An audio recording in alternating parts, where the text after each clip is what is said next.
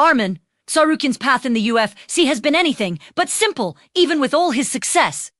This Saturday night, he's set to headline UFC Qatar against Don Hooker. And there's been a lot of talk between these two leading up to the fight. For a while now. Many people have argued that the 29-year-old deserves another shot at the lightweight title, especially after an injury forced him out of his first chance at the belt.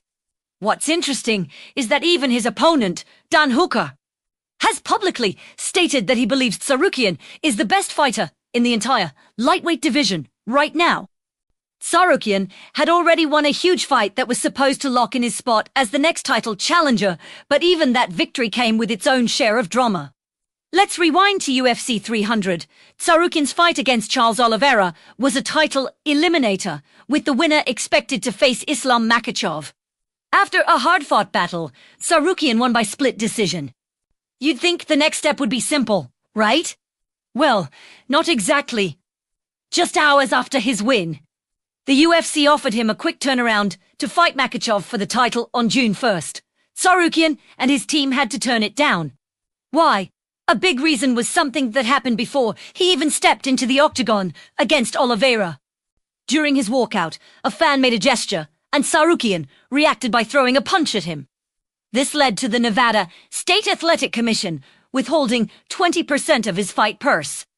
A few months later, after a disciplinary hearing, he was handed a 9-month suspension and a $25,000 fine. The suspension could be reduced to 6 months if he created an anti-bullying passe. Dana White initially thought the UFC would get sued over the incident. But, surprisingly, the fan later apologized to Tsarukyan. This whole situation definitely complicated his immediate title shot plans. On top of all this, Tsarukyan recently revealed something pretty surprising on his YouTube channel. He claimed that if he doesn't get his win bonus, he actually loses money on a fight. He said his base pay is $150,000, but after taxes and paying for his expensive training camps, there's nothing left. That extra $150,000 for winning, plus sponsorships, is how he actually makes a profit.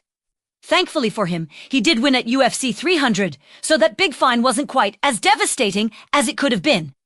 It just goes to show the immense pressure fighters are under, not just to win, but to make a living. So now, all eyes are on his fight with Don Hooker. It is another massive test for Tsarukyan as he looks to finally secure that elusive title, shot without any more drama. Thanks for watching, and be sure to subscribe for more UFC updates.